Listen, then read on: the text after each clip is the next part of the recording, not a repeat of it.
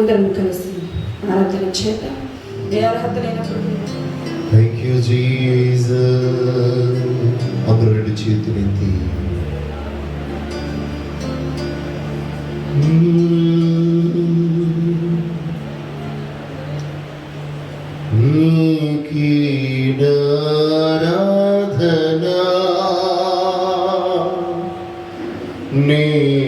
నీకే ఆరాధనా, నీకే ఆరాధనా, నీకే ఆరాధనా. యుగ యుగములకు తరతరములకు మహిమా ప్రభావములు, యుగ యుగములకు తరతరములకు మహిమా ప్రభావములు నీకే యేసయ్యా. అందరూ కలిసి యేసయ్యా, నీకే ఆరాధనా, నీకే ఆరాధనా, నీకే ఆరాధనా, నీకే ఆరాధనా. నిన్న నేడు రేపు కూడా మారని వాడవు,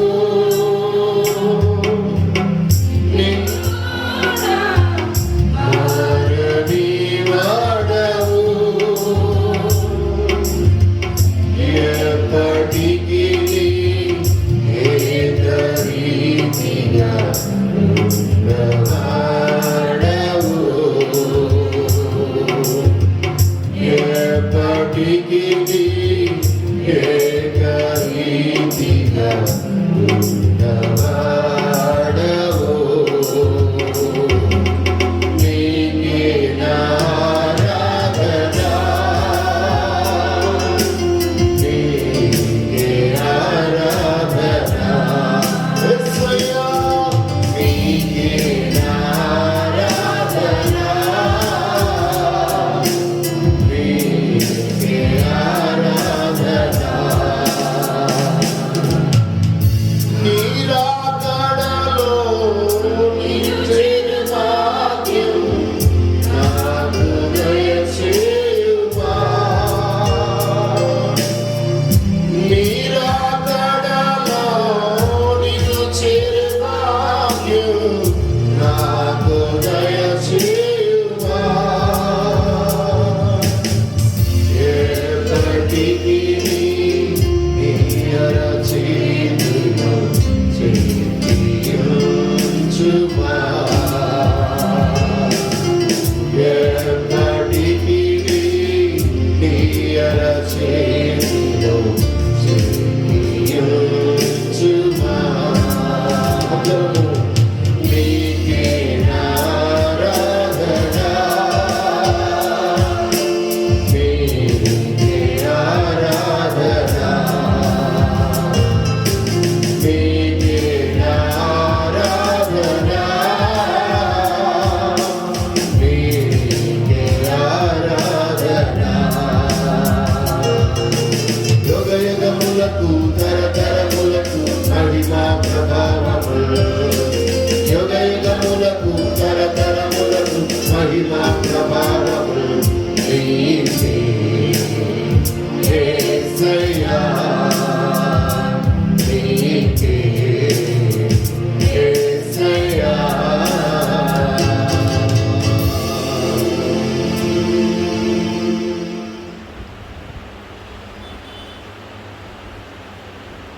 ప్రతి ఒక్కరము కూడా ఈ పరిశుద్ధ గ్రంథమును తెరవండి. సమయమందు మన వాక్య భాగంలోనికి వెళదాం. మన వాక్య ధ్యానాంశమై రోమీయులకు రాసిన పత్రిక అపోస్తులైన పౌలు రోమా సంఘానికి రాసినటువంటి పత్రిక 2వ అధ్యాయం 7వ వచనం. సక్రియను ఓపికగా చేయొచ్చు, మహిమను ఘనతను అక్షయతను వెదకు వారికి నిత్య జీవమునిచ్చును. చదవబడినటువంటి లేఖనములో నుండి దేవుడు మనతో మాట్లాడును గాక. ఆమేన్. ప్రియమైన బిడ్డలారా, ఈ వాక్య భాగంలో మనము చూసినట్లయితే అపోస్తలుడైనటువంటి పౌలు ఓపికను కలిగినట్లయితే, ఓపికగా మనము చేయవలసిన కార్యాలు చేసినట్లయితే, మీరు సక్రియలను ఓపికగా చేసిన ఎడల మహిమయు ఘనతయు అక్షయతను వెదుకు వారికి నిత్య జీవము కలుగును, లేక దేవుడు అనుగ్రహించును అంటున్నాడు. ఓపిక, ఓరిమి మానవుని యొక్క జీవితానికి చాలా అవసరం. కానీ అంత్యకాలంలో, ఈ చివరి దినాల్లో మనుషులకు ఓరిమి లేదు. ఓరిమి లేదు గనుక చాలా విషయాల్లో తొందరపాటు కలిగి దేవుని యొక్క ఆశీర్వాదానికి పొందడానికి, లేక దేవుని ఆశీర్వాదానికి కారకులుగా ఉండడానికి బదులు దేవుని యొక్క శాపానికి మనం గురైపోతూ ఉన్నాం. ఈరోజు ఓపిక యొక్క ప్రాముఖ్యతను,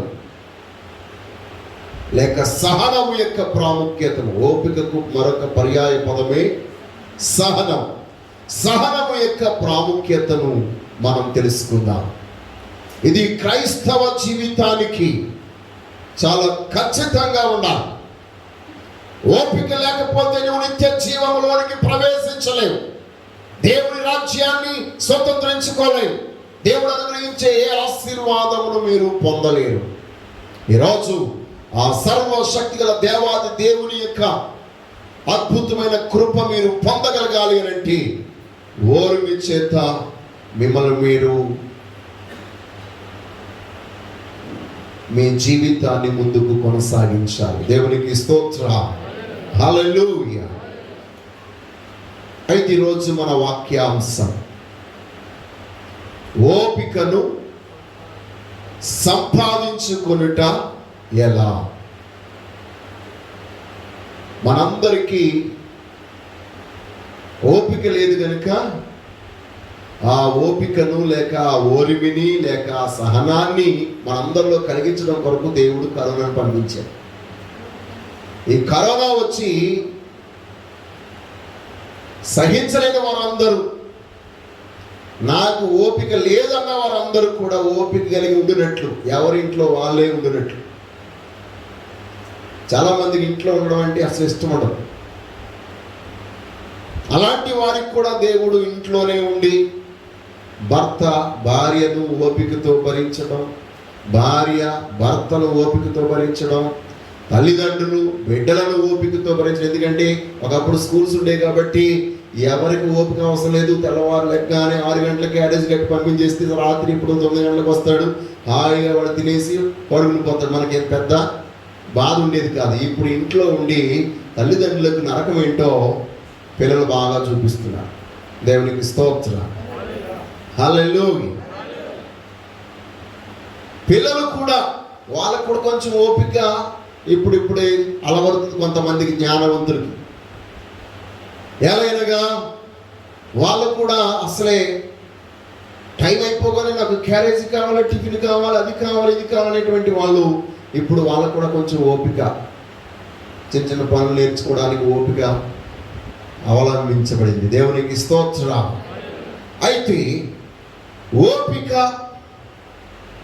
కనుపరచుటలో మనం ఎప్పుడు విఫలమైపోతాం?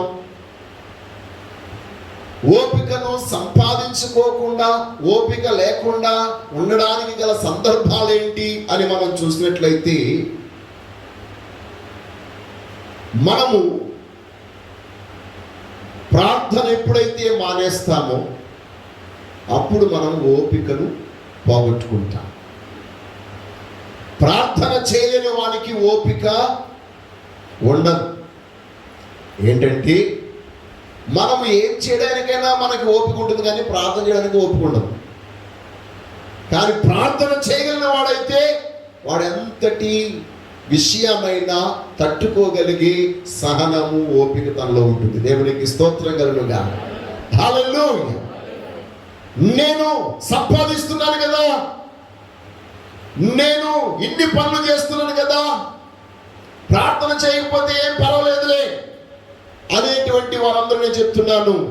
ఈ రోజు మీరు ప్రార్థన చేస్తేనే, ప్రార్థించే వారుగా ఉంటేనే మీ బ్రతుకులో దేనిలోనైనా సహనం కలిగి ఉండగలరు. దేవునికి స్తోత్రం కలుగుగా. దశలోని రాసిన మొదటి పత్రిక 5వ అధ్యాయం 17వ వచనంలో మనం చూసినట్లయితే అపోస్తలుడైన పౌలు తెలియజేస్తున్నటువంటి మాట, ప్రతి విషయమందును కృతజ్ఞతాస్తుతులు చెల్లించుడి, ఇలాగు చేయుట దేవుని చిత్తం. దానిపైన 16వ వచనంలో మనం చూస్తాం, చూచుకొనుడి, ఒకని ఎడలను మనుషులందరి ఎడలను అనుసరించుడి. దేవునికి స్తోత్రము కలుగునుగా.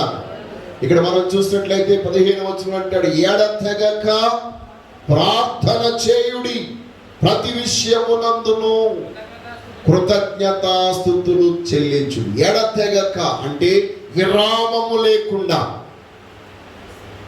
ఆగకుండా ప్రార్థన చేసేటువంటి వ్యక్తి, దేవునికి కృతజ్ఞతాస్తుతులు చెల్లించే వ్యక్తి అన్ని విషయములలోనూ ఓపిక కలిగిన వాడై ఉంటాడు. దేవునికి స్తోత్రం.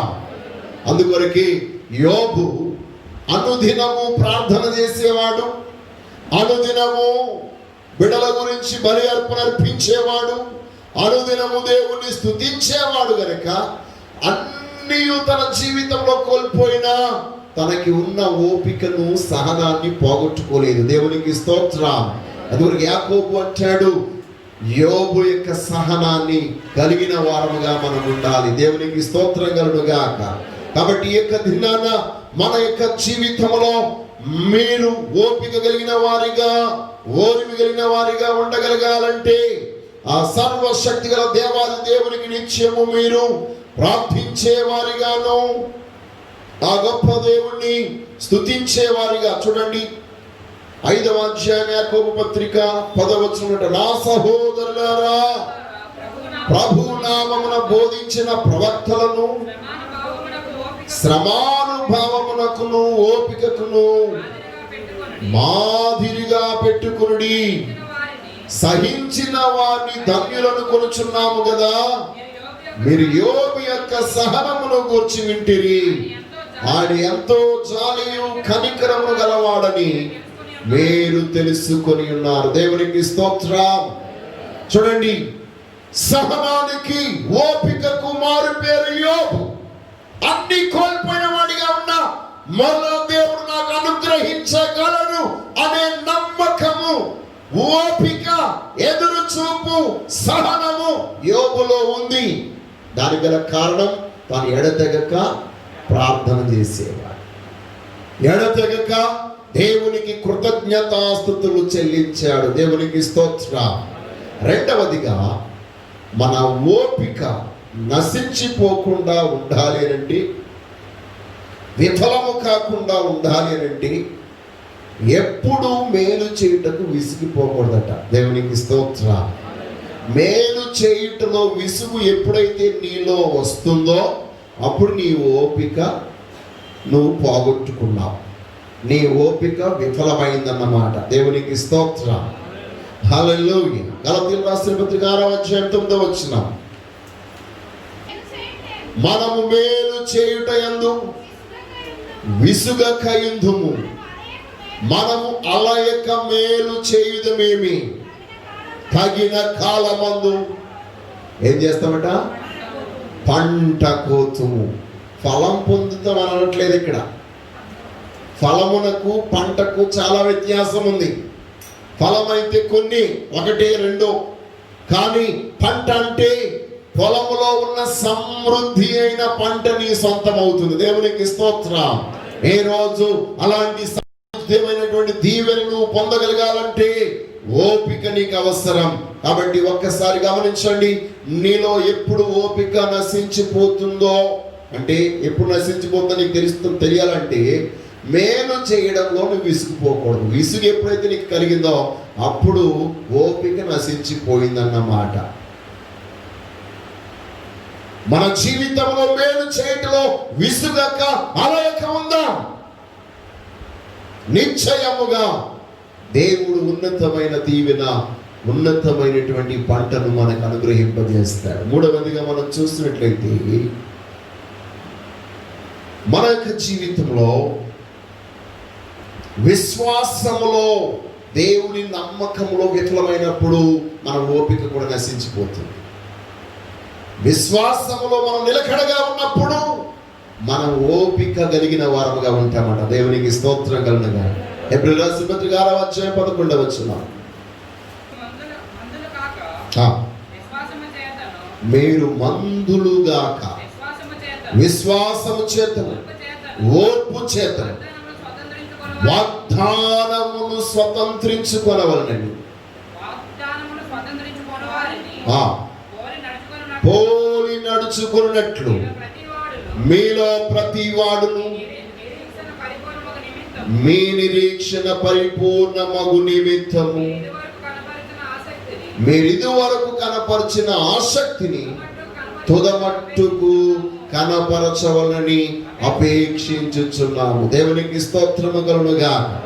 బిడ్డలారా, మన యొక్క జీవితంలో విశ్వాసము కలిగిన వారమై ఎప్పుడైతే ఉంటామో మనము ఓపిక గల వారముగా ఉంటామటండి. కాబట్టి ఓపిక కలిగిన వారిని మనము చూస్తూ వారిని పోలి మనము కూడా ఓపికను సంతరించుకోగలిగిన వారమై ఉండాలి. కాబట్టి ఈరోజు నీవెప్పుడైతే దేవుని యందు విశ్వాసం ఉంచవో అప్పుడు నీ ఓపిక నశించిపోతుంది. నీ యొక్క ఓపిక ఎప్పుడైతే నశించిపోతుందో దేవుడు నీ జీవితంలో చేయనుద్దేశించిన అద్భుతాలను, ఆశీర్వాదాలను నువ్వు కోల్పోతావు. కాబట్టి ఈ రోజు నీవు కలిగి ఉన్నటువంటి దీవెన, ఆశీర్వాదాలు మరింతగా నీవు వృద్ధిపరచుకోగలగాలి అంటే ఓపిక నీకు అవసరముగా ఉంది. దేవునికి స్తోత్రము కలుగునుగాక. హల్లెలూయా. తర్వాత మనం చూసినట్లయితే బిడ్డలారా, మన యొక్క జీవితంలో అన్ని సమయంలోనూ మనము ఓపిక కలిగి ఉండలేము. అయితే ఎలాగ మనం ఓపిక కలిగి ఉండగలము, ఓపిక కలిగి ఉండడానికి ఎలాగ మనం నేర్చుకోగలము అని గమనించినట్లయితే బిడ్డలారా, మన యొక్క జీవితంలో విధేయత వలన ఓర్మి కలిగిన వారమై ఉండగలం. మనం ఏముండాలట? ఒబీడియన్స్. విధేయత మనకి ఓర్పును నేర్పిస్తుంది. నీ జీవితంలో సర్వశక్తి గల దేవుని మాట నువ్వు విన్నప్పుడు, ఆయన మాటకు నువ్వు లోబడి విధేయత కలిగిన వ్యక్తిగా ఉన్నప్పుడు ఎంత కాలమైనా నువ్వు ఎదురు చూడగలుగుతావు. ఎంత కాలమైనా నువ్వు కనిపెట్టుకుని ఉండగలవు. ఎంత కాలమైనా దేవుడు అనుగ్రహింపజేస్తే ఆ ఘనతకు, ఆ మహిమకు, ఆ యొక్క నిత్య జీవమునకు, ఆ అక్షయతకు, ఆ ఆశీర్వాదము కొరకు నీవు ఎదురు చూడగలవు. దేవునికి స్తోత్రం కలుగునుగా. హల్లెలూయా. కాబట్టి మన యొక్క జీవితంలో ఓపిక కలిగి ఉండుటకు మనము నిర్ణయం తీసుకోవలసిన వారమై ఉన్నాం. ఈరోజు నీవు ఓర్మి కలిగి ఉండడానికి నిర్ణయం తీసుకుని ఉంటే నిశ్చయముగా దేవుని యొక్క ఆశీర్వాదాలను నీ ముంగిటనే, నీ వాకిటనే నిలిచి ఉంటాయి. దేవునికి స్తోత్రం. హల్లెలూయా, హల్లెలూయా. ఎలాగంటే బిడ్డలారా, ఓపికతో గుమ్మము దగ్గర కూర్చుని ఎదురు చూస్తున్నటువంటి అబ్రహామును తన యొక్క ద్వారమును ఆశీర్వాదము తట్టినట్లు నిశ్చయముగా దేవుడు నీ యొక్క ఇంటి ద్వారాలను తడతాడు. దేవునికి స్తోత్రం కలుగునుగా. హల్లెలూయా, హల్లెలూయా. రెండవదిగా మనం చూసినట్లయితే మన యొక్క జీవితంలో మనము దేవుని యొక్క ఆశీర్వాదం పొందుట కొరకు ఓర్మి కలిగి నిర్ణయించుకోవడం మాత్రమే కాకుండా ఎడతెగక మనము దేవునితో సహవాసము కలిగిన వారమై ఉండాలి. దేవునికి స్తోత్రం. అపోస్తుల కార్యములు 2వ అధ్యాయం 42వ వచనం మనం చూసినప్పుడు దేవుని వాక్యం ఈ విధంగా తెలియజేస్తుంది. వారు అపోస్తుల బోధ యందును సహవాసమునందును రొట్టె విరుచుట యందును ప్రార్థన చేయుట యందును ఎడతెగక ఉండిరి. దేవునికి స్తోత్రం. దేవునితో నిత్యము సహవాసము కలిగిన వారిగా వారు ఉన్నారు, ఎడతెగక ఉన్నారు. తర్వాత మనలో మనం చూసినట్లయితే మన యొక్క జీవితంలో ఎప్పుడైతే ఓరిమి కలిగి ఉంటామో నిర్ణయించుకుంటామో అప్పుడు మనలో ఉన్న ఆసక్తి ఎప్పటికీ తగ్గిపోకుండా మనం కాపాడుకోవాలి. దేవునికి స్తోత్రం. ఓరిమి నీలో ఉండాలంటే ఆసక్తి ఉండాలి. ఆసక్తి ఎప్పుడైతే తగ్గిపోతుందో ఓపిక కూడా నశించిపోతుంది. ఆసక్తి నీలో ఉన్నప్పుడు ఓరిమి ఆటోమేటిక్ గా నీలో ఉత్పత్తి అవుతుంది. దేవునికి స్తోత్రం. కొరింథీయులకు రాసిన మొదటి పత్రిక 15వ అధ్యాయం 58వ వచనంలో అపోస్తలుడైన పౌలు అంటున్నాడు కదా, కాగా ప్రియ సహోదరులారా, మీ ప్రయాసము ప్రభువునందు వ్యర్థము కాదని ఎరిగి స్థిరులను కదలని వారు ప్రభువు యొక్క కార్యాభివృద్ధి నందు ఎప్పటికీ ఆసక్తులునై ఉండుడి. దేవునికి స్తోత్రం కలుగుగాక. మీలో ఎప్పుడైతే ప్రభు కార్యాల పట్ల, ప్రభు యొక్క మేలుల పట్ల, లేక ప్రభు యొక్క వాగ్దానం పట్ల ఆసక్తి కలిగిన వారుగా ఉంటారో మీరు ఎంతకైనా ప్రయాసపడడానికి ఇష్టపడతారు, ఎంత ఓపికతో ఉండడానికైనా మీరు ఇష్టపడుతూ ఉంటారు. ఎందుకంటే మీలో ఆసక్తి ఎక్కువగా ఉంది కనుక. ఈరోజు మీరు ఆసక్తి కలిగి ఉండాలని నిర్ణయించుకున్నప్పుడు మీలో మొదట ఏం కావాలి? దేవుని ఎడతెగక సహవాసం కలిగి ఉండాలి. రెండవదిగా మీరు ఆసక్తి కలిగిన వారిగా ఉండాలి. అప్పుడు నిశ్చయముగా మీ బ్రతుకులో గొప్ప విజయాన్ని మీరు అనుభవిస్తారు. మూడవదిగా మనం చూసినప్పుడు మనం మరణము వరకు నమ్మకస్తులుగా ఉండాలంట. దేవునికి స్తోత్రం కలుగుగా. మరణము వరకు నమ్మకస్తులుగా ఉన్నప్పుడు నిశ్చయముగా దేవుడు తాను మన యొక్క జీవితంలో చేయ తలపెట్టిన కార్యాన్ని ఆయన ఎప్పుడు కూడా ఆయన నమ్ముకున్న వారిని విడిచిపెట్టేవాడు కాదు, అన్యాయము చేసేవాడు కాదు. కాబట్టి ఈరోజు నీ బ్రతుకులో దేవుణ్ణి నమ్మిన నీవు ఆయనలా నీవు నమ్మకస్తుడిగా ఉన్నప్పుడు నిశ్చయముగా దేవుని పట్ల అద్భుతమైన కార్యం చేస్తాడు. ఆ మాట ప్రకటన 2వ అధ్యాయం 10వ వచనం మనం చూస్తాం. ఇంటికి అందరూ చదువుకోండి.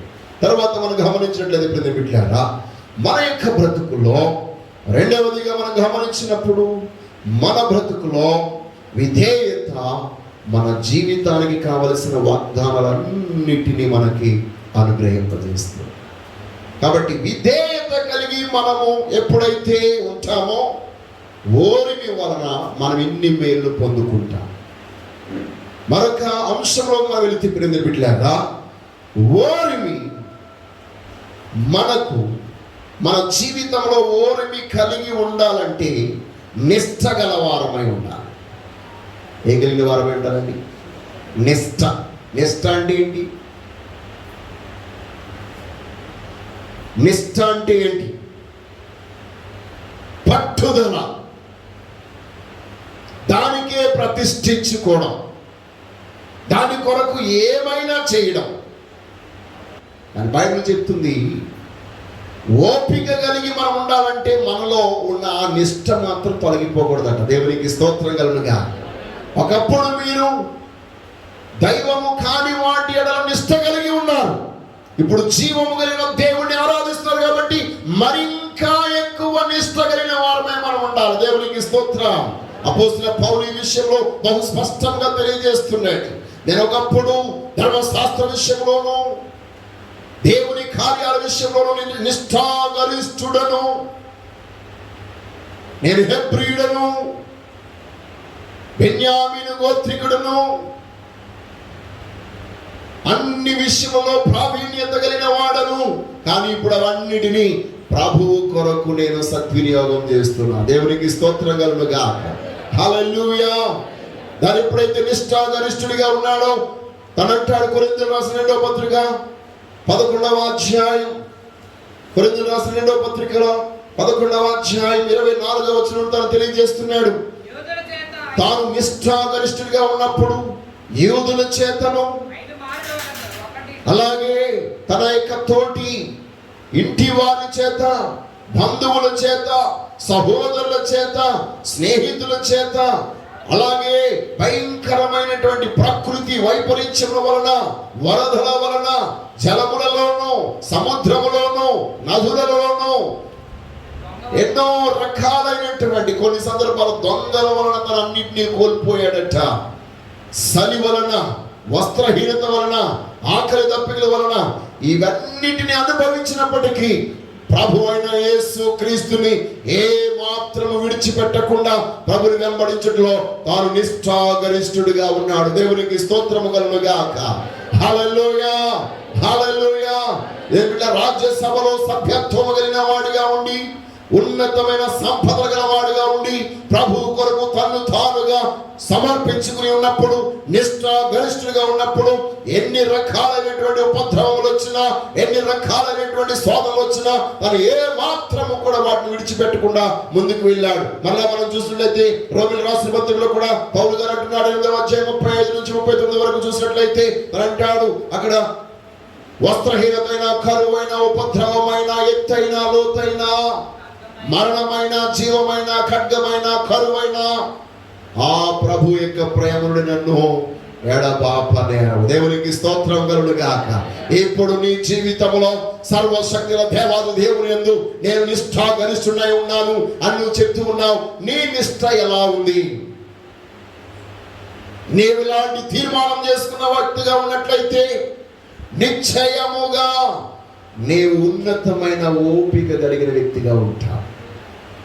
ఎన్ని నిందలు వచ్చినా, ఎన్ని అవమానాలు వచ్చినా, ఎన్ని కష్టాలు వచ్చినా, ఎన్ని కన్నీళ్లు వచ్చినా మనము ఏ మాత్రము ప్రభువులో నుండి తొలగిపోకుండా స్థిరులుగా ఉండి దేవుడు మనకు అనుగ్రహించే ఆ ఉన్నతమైన, ఆ శ్రేష్టమైన ఆశీర్వాదం మనం పొందుకుంటాం. కాబట్టి ఈ రోజు నీ జీవితంలో నీవెలాంటి ఓపిక కలిగి ఉన్నావు? అందుకొరకే అపోస్తలుడైన పౌలు ఎబ్రీయులకు రాసిన పత్రిక 12వ అధ్యాయం 1వ వచనం మనం చూస్తాడు. అంటాడు కదా, ఆయన ఓపికతో మనము పరిగెట్టాలట. క్రీస్తును చూస్తూ ఓపికతో మనము పరుగు పందెంలో పరిగెట్టేదము. ఓపిక ఉన్నప్పుడు ఎంతటి దూరము మనం ప్రయాణం చేయాలనుకున్నా నిశ్చయముగా ప్రయాణం చేస్తాం. కాబట్టి ఓపిక నశించిపోకుండా ఉండడం కొరకు అక్కడ యేసు క్రీస్తు మనకు గురిగా కనబడుతున్నాడు. దేవునికి స్తోత్రం కలుగును గాక. హల్లెలూయా. కాబట్టి ప్రియమైన బిడ్డలారా, మన యొక్క జీవితంలో మనము ఈ ఓపిక మొదట విధేయత వలన మనము పొందుకుంటున్నాము. రెండవది నిష్ఠ కలిగిన వారముగా ఉండటం వలన పొందుకుంటున్నాము. మూడవదిగా శ్రమలను సహించుట ద్వారా ఓపిక పొందుకుంటానట. దేవునికి స్తోత్రం కలుగును గాక. హల్లెలూయా. శ్రమల ద్వారా మన ఓర్మి సంపూర్ణమవుతుంది. శ్రమల ద్వారా మనము ఓపిక కలిగిన వారముగా ఉంటాం. దేవుని వాక్యం తెలియజేస్తుంది. తిమోతికి రాసిన 2వ పత్రిక 3వ అధ్యాయం 12వ వచనంలో మనం చూసినట్లయితే, సద్భక్తితో బ్రతుకును ఉద్దేశించు వారికి హింస పొందుతూ, సద్భక్తితో బ్రతుకును ఉద్దేశించేవాడు, దేవుని యందు భయభక్తులు కలిగి ఉండగలిగినటువంటి వాడు అనేకమైన హింసలు, శ్రమలు అనుభవిస్తూ ఉంటాడు. కానీ వాటి ద్వారా తాను ఓర్పును పొందుకుంటాడట. దేవునికి స్తోత్రం కలుగును గాక. హల్లెలూయా. ఎందుకనగా ఆ ఓర్పు మనలను పరిపూర్ణను చేస్తుంది. పరిపూర్ణతనిచ్చేటువంటి ఓర్పు మనము కలిగిన వారమై ఉండాలి. ఈనాడు ఈ లోకంలో ఎవరము పరిపూర్ణము కాదు.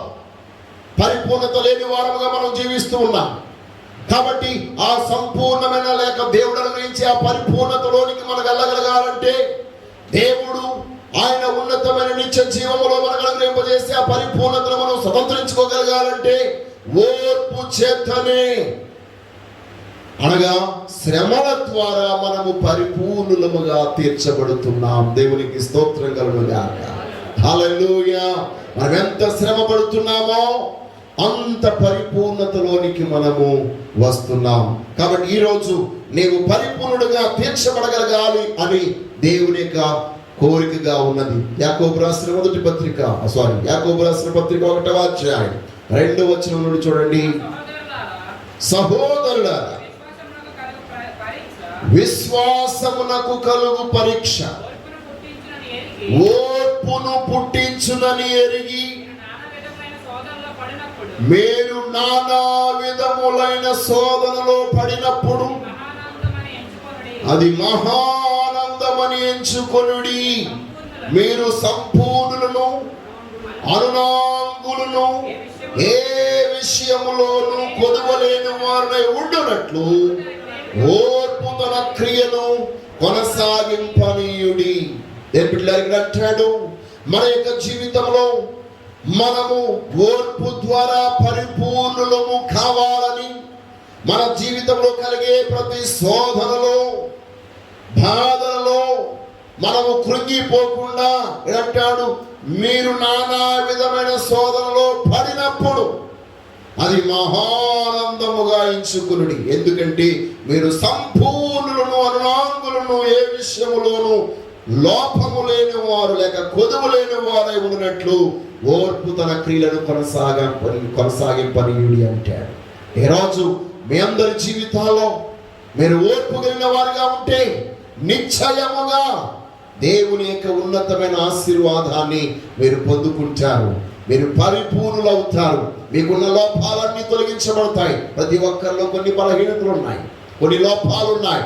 అవన్నీ సరి చేయబడగలగాలి అంటే సర్వశక్తి గల దేవాది దేవుడు మన ముందు పెట్టిన ఆ పరీక్ష ఏంటంటే శ్రమలనే పరీక్ష. ప్రతి ఒక్క దేవుడు నమ్మిన ప్రతి బిడ్డకు దేవుడు శ్రమలనే పరీక్ష పెడుతున్నాడు. ఆ పరీక్షలో మనము గెలవాలంటే మనకేముండాలి? ఓపిక ఉండాలి. బిడ్డలారా, ఒక మాట మీద చెప్తాను. అబ్రహాము ఓపిక లేకపోయి ఉంటే తండ్రి కాకపోయి ఉండేవాడు. తాను ఓపిక కలిగిన వాడిగా ఉన్నాడు కనుకనే ఇప్పుడు విశ్వాసులందరికీ తండ్రి అయ్యాడు. దేవునికి స్తోత్రం కలుగుగా. ఆనాడు దేవుడు అబ్రహామును పిలిచి, అబ్రహాము నేను చూపించే దేశం నుండి వెళ్ళు అన్నప్పుడు ఓపికతో 1 రోజు 2 రోజులు కాదు, 25 సంవత్సరాలు ఓపికతో దేవుని సన్నిధిలో కనిపెట్టి ముందుకు నడిచాడు. దేవునికి స్తోత్రం. తాను ఓపిక సహనమైన వాడు కనుకనే ఇదిగో నువ్వు ప్రేమించే ఏకైక కుమారుడు తీసుకుని వచ్చి మరియా పర్వతం మీద నాకు బలి అర్పించమన్నప్పుడు తాను ఏ మాత్రం కదిలిపోకుండా సహనముతో ఆ యొక్క కార్యం చేయడానికి తాను సిద్ధపరచుకున్నాడు. అందుకనికే అతడు ఉన్నతమైన స్థానాన్ని సంతరించుకున్నాడు. పరవయసుకే యజమానుడయ్యాడు. దేవునికి స్తోత్రం. ఈరోజు నీలో ఓపిక లేకపోతే నీవు సరైన తండ్రిగా తల్లిగా ఉండలేవు. ఓపిక నీలో ఉండాలి. ఏమిట్లేదా? ఓపిక మనలో ఉంటే ఎంతటి పనైనా చేయించవచ్చు. ఓపిక లేకపోతే ఎవరి చేత పని చేయించినా మనము పని చేయలేము. దేవునికి స్తోత్రం. ఉదాహరణకి మీకు ఎదుట వాళ్ళ మీద ఎంత ప్రేమ ఉన్నప్పుడు వాళ్ళు ఆకలితో ఉన్నారని తెలిసి మనము అని అన్నాం అనుకోండి, తింటారా? వాళ్ళ మీద ప్రేమే, కానీ వాళ్ళు తినట్లేదు కాబట్టి గెలిచలేరు. వాళ్ళకి తినాలన్న ఆసక్తి కూడా ఏమైపోతుంది? చచ్చిపోవడం. అలా కాకుండా అమ్మా భోజనం చేయండి, కొంచెం ఓపికతో ఈ పని చేయమ్మా అని చెప్తే వారిలో కోరిక పుడుతుంది, తినాలి, చెయ్యాలి. అంటే మీ ఓపిక అక్కడ మేలును, క్షేమమును, సమాధానాన్ని, నెమ్మదిని అనుగ్రహింపజేస్తుంది. మీ సహనం కనుక కోల్పోతే ఆ యొక్క సమాధానంగా ఉన్నటువంటి స్థలం కూడా నరకంగా మారిపోతుంది. ఆ చిన్న సమయం చాలు, ఎవరైనా చచ్చిపోవచ్చు ఆ సమయంలో. దేవునికి స్తోత్రం కలుగుగా. ఎందుకని? మీలో చిన్న ఓపిక లేదు కనుక. అందువరకు అబ్రహాము తాను ఓపికతో కనిపెట్టాడు కనుక తండ్రిగా తీర్చబడ్డాడు. దేవునికి స్తోత్రం కలుగును గాక. రెండవదిగా మనం చూసినట్లయితే బిడ్డలారా, మోషే తాను ఓపిక కలిగిన వాడిగా ఉన్నాడు కనుకనే ఫరో ఎదుట నాయకుడిగా నిలబడ్డాడు. ఓపికతో కనిపెట్టాడు. 40 సంవత్సరాలు దేవుని యొక్క మాట కొరకు కనిపెట్టి ఉన్నాడు కనుకనే మరొక 40 సంవత్సరాలు ఇశ్రాయేలునందరినీ అరణ్యములో సహనముతో సాత్వికముతో వారందరూ నడిపించే గొప్ప నాయకుడయ్యాడు. దేవునికి స్తోత్రం కలుగును గాక. ఏ రోజు మీరందరూ మీ గృహంలో నాయకులుగా ఉండగలగాలంటే ఓపిక మీకు అవసరమై ఉన్నది. ఎలాంటి క్లిష్ట పరిస్థితులు, ఎన్నో సందర్భాల్లో ఆహారం లేదు, నీరు లేదు, నివాసము లేదు, ఉండడానికి గూడు లేదు, భయంకరమైన పరిస్థితులు. ఒకవైపు శత్రువులు, మరొక వైపు ఆకలి, మరొక వైపు సనుగులు, మరొక వైపు గొడవ, మరొక వైపు నింద, మరొక వైపు రాళ్ళు రువ్వడం, చంపడానికి వచ్చేయడం, ఇవన్నీ తన జీవితంలో ఎదుర్కొన్నప్పటికీ వాటన్నిటిలో సహనము కలిగి దేవుని సన్నిధిలో తాను ప్రార్థన చేసి ఉన్నాడు కనుకనే తాను నాయకుడయ్యాడు. ఈ రోజు నీ ఓపిక నిన్ను ఒక మంచి తండ్రిని చేస్తుంది, తల్లిని చేస్తుంది.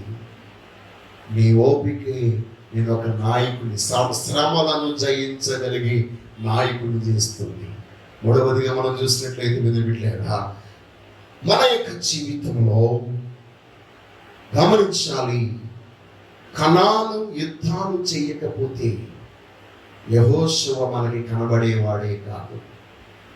తను ఓపికతో ఒకరు కాదండి, ఒకరి తర్వాత ఒకరు నెలకి 31, ఒక్కోసారి 31 కదా. అలాగే అయ్యగారికి 31 రాజులు. ప్రతిరోజు యుద్ధమే. దేవునికి స్తోత్రం. హల్లెలూయా. తన ఓపిక నశించిపోలే. ఒకసారి అయితే 24 అవర్స్ ఫైటింగ్, చాలా 24 అవర్స్. అందుకొరకే దేవుడు ప్రార్థన చేశాడు, ప్రభువా ఇదిగో సూర్యుడు అయ్యాలోనో చంద్రుడు గిబియోనులోనూ నిలిసిపోవును గాక. ఎందుకంటే ఏది ఏమైనా ఈ రోజు ఈ యుద్ధం ఫినిష్ అయిపోవాలి. దేవునికి స్తోత్రం కలుగును గాక. కాబట్టి నాకు 24 గంటలు సరిపోవు, దానికి నువ్వు పెంచు అని ప్రభు సంఘంలో ప్రార్థన చేసి, కారణం ఏమనగా యుద్ధ యొక్క నీతి ఏంటంటే సాయంకాలం అవగానే ఎంత హోరులో యుద్ధం జరుగుతున్నా ఆపేయాలి. కానీ ఇప్పుడు యుద్ధం ఆపేస్తే శత్రువు బలం పొందేసుకుంటాడు. కాబట్టి శత్రువుకి అవకాశం ఇవ్వకుండా ఉండాలంటే యుద్ధం కొనసాగాలి. యుద్ధం కొనసాగాలంటే చీకటి పడకూడదు. దేవునికి స్తోత్రం కలుగును గాక. చీకటి శక్తులను జయించడానికి నీవు దేవుని యొక్క వెలుగును కలిగి నీతి సూర్యుడిగా ఉదయించు. యెహోషువ అలాగా జయించాడు గనక ఈ రోజు మనం యెహోషువ గ్రంథాన్ని చదువుకోగలుగుతున్నాం. దేవునికి స్తోత్రం. హల్లెలూయా, హల్లెలూయా. గొల్యాతు లేకపోతే దావీదు లేడు. అసలు దావీదు చరిత్ర మనం చదవం. దావీదు గురించి మనం తెలుసుకో. అందరూ ఇశ్రాయేలు అందరూ భయకంపితులై ఉన్నప్పుడు, సౌలుతో సహితం భయకంపితులై ఉన్నప్పుడు ఆ గొల్యాతుని ఎదుర్కోవడానికి దావీదు ముందుకు వచ్చాడు. అందరూ రకరకాలుగా మాట్లాడారు, కించపరిచి, వీడేంటి ఒక్క పిల్లలాగా ఉన్నాడు, సొంత అన్నదమ్ములే, నీకే పని పాట లేదు, ఇక్కడ సోద్యం చూడడానికి వచ్చావా? వీడికి యుద్ధాలు చూడడం చాలా ఆసక్తి. వీడికి మనందరికీ అంతే కదండి, ఆసక్తి కదా, అవునా కదా చెప్పాడు. బోరింగ్ దగ్గర ఎవరైనా బిందులతో కొట్టుకుంటే మనకు ఆసక్తి కాదు. అందరం పొయ్యి మీద పెట్టిన ఎసరు సహితం మర్చిపోయి, ఇంకా చెప్పాలంటే మనకి ఇష్టమైనటువంటి చికెన్ కూర పెట్టినా సరే బయట ఎవరైనా గొడవ ఆడుకుంటే మనం అందరం బయటకు వచ్చేసి ఏం చేస్తాం? చూడరా మీకు తెలియదేమో, చాలా సందర్భాల్లో మీ కూర మాడిపోయి మీకు వీపు కూడా మాడిపోయింది. దేవునికి స్తోత్రం కలుగునుగా. హల్లెలూయా. నీకు ఊరి వ్యాపకం ఎక్కువైపోయింది. ఎవరెలా పోతే నీకెందుకు, ఇంట్లో ఉన్నటువంటి సరుకు అంతా నాశనం చేశావు అని మీ ఇంట్లో వాళ్ళు ఎవరు మిమ్మల్ని తిట్టలేదా? అత్తగారు ఉంటే మీకు మొట్టికాయలు ఉంటాయి, భర్త ఉంటే వీపి మీద మీకు అరుసులు ఉంటాయి. కాబట్టి గొల్యాతు చాలా భయంకరమైనటువంటి వ్యక్తి. తనని ఎదిరించడానికి దావీదు ఓపికతో ఎదిరించాడు. ఎదిరించిన తర్వాత కూడా తను రాజు అవ్వాలి అంటే తనకి ఏం అవసరం వచ్చిందండి? ఓపిక. 13 సంవత్సరాలు సౌలు చేత తరమబడిన, తనని చంపడానికి ఎన్ని సమయాలు అవకాశం దొరికినా అతను రాజు అవ్వాలంటే గొల్యాతుని సంపూర్ణుడు ఆ యొక్క సౌలు గారిని చంపలేడా? అక్కడ ఉన్నటువంటి సైన్యాధ్యక్షులను చంపలేడా? ఎందుకంటే తాను బలాఢ్యుడు, గుండె ధైర్యం గలవాడు. కానీ దేవుడిచ్చే ఆశీర్వాదమే తాను పొందాలనుకున్నాడు, కానీ అక్రమంగా తను ఆర్జించాలనుకోలేదు. అందుకొరకే ఓపికతో దేవుని వాగ్దానము కొరకు తాను ఎదురు చూశాడు. దేవునికి స్తోత్రం కలుగునుగా. ఓపిక అంటే ఏంటో తెలుసా? నీవు చంపేయడానికి నీకు అవకాశం ఉన్నా, నీవు ఏం చేయడానికైనా నీకు శక్తి బలాలు ఉన్నా, వాటన్నిటినీ కూడా అలుసుకొని దేవుని యొక్క కృప కొరకు కనిపెట్టి ఉండడమే ఓపిక. దేవునికి స్తోత్రం. అలాగే తాను కనిపెట్టి ఉన్నాడు కనుకనే తాను ఈ రోజు మనందరము కూడా దావీదు గురించి మనం నేర్చుకుంటున్నాం. యేసు ప్రభు కూడా దావీదు కుమారుడిగా పిలువబడ్డాడు. దేవునికి స్తోత్రం కలుగునుగా. సింహాలు లేకపోతే దానియేలు లేడు. ఈ రోజు నీ ఇంట్లో ఉన్న సింహాలే నిన్ను దానియేలులాగా ప్రార్థనాపూర్ణం చేస్తాయి. దేవునికి స్తోత్రం. ఈ రోజు మీరు అలాంటి ఉన్నతమైనటువంటి వారుగా ఉందురు గాక. హింస లేకపోతే అపోస్తలులు లేరు, సిలువ లేకపోతే క్రీస్తే లేరు. యేసయ్యని రోజు మనం ఆరాధిస్తున్నామంటే ఆయన ఓపికతో సహనముతో సిలువను సహించాడు గనుక ఆయన ఈ లోక రక్షకుడయ్యాడు. దేవునికి స్తోత్రం. హల్లెలూయా. ఈ రోజు నీవు నేను మనందరము కూడా ఓర్పును సంపాదించుకునే వారుగా ఉండాలి.